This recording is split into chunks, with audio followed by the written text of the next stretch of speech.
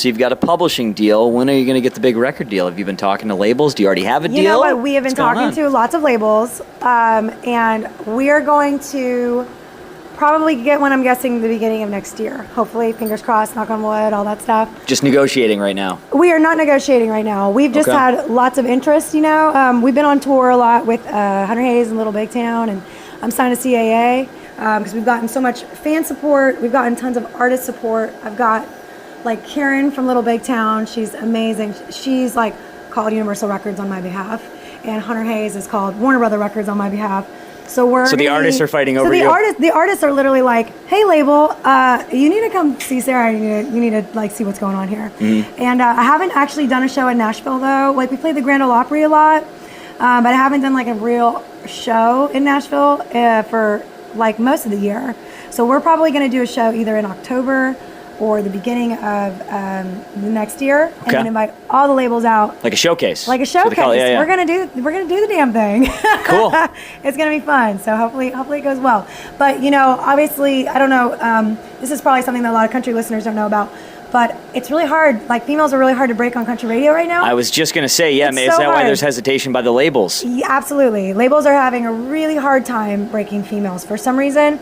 But I think Casey Musgraves has definitely opened the door for new female acts to come out. And but still, we haven't had a new act in country music go top 10 with 2 consecutive singles since Taylor Swift in 2006 or 2007. Isn't that insane? Why is that? Why do you think? Crazy.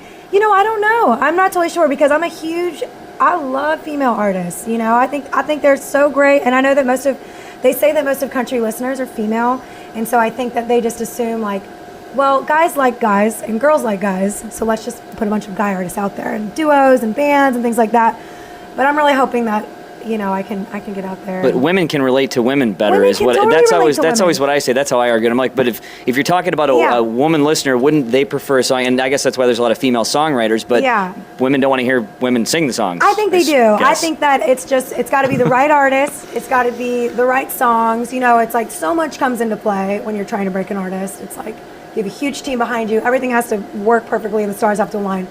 But I feel like what's been really special about going out on the road is we've been getting these like great reactions from the fans. And I feel like that's something that a lot of artists don't do when they're making their record. They make their record and then they go on the road.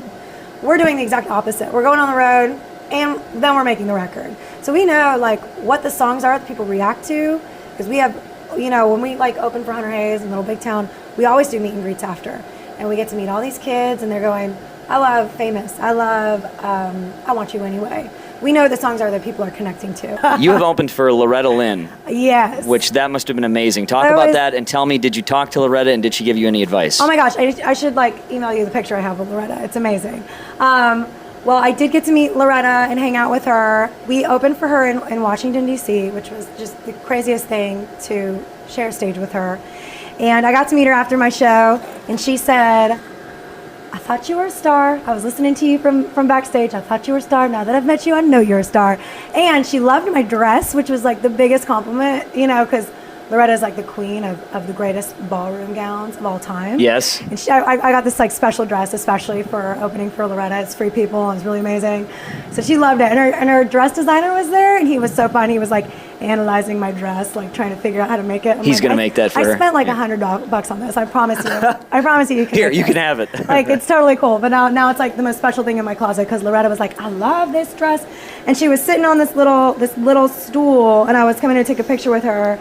And she was like, oh, that, I was, you know, kind of like bending over to take a picture with her. She's like, that looks uncomfortable. Let me scoot over. So I'm literally sharing this little chair with Loretta Lynn. Favorite person to follow on Twitter? Oh my gosh. You know what? Ooh, not Jake Owen. Not Jake Owen. She means not Jake Owen. Like there's an account at not Jake Owen. Absolutely, not Jake Owen. He's hilarious. He just like rips on all the artists in Nashville, and I love that. Most embarrassing moment on stage? On stage. Ooh, let me see. Well, you know, people forget words and stuff. I've got a good embarrassing moment right before I opened for Hunter Haze.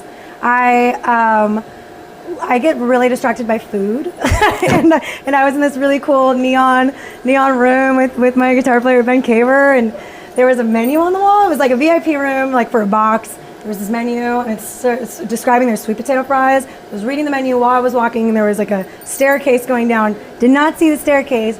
totally ate it. So right before I went on stage, so I had like this awesome, like huge bruise and like bloody knees. How many stairs did you fall down? Oh, you know what? It was not that many stairs. It was like 3. But it was a hard fall, you know? It was a sweet potato fall. It was a sweet potato fall. I was like, ooh, sweet potato fries. Bam! Bam! It was great. Face plant. Love it.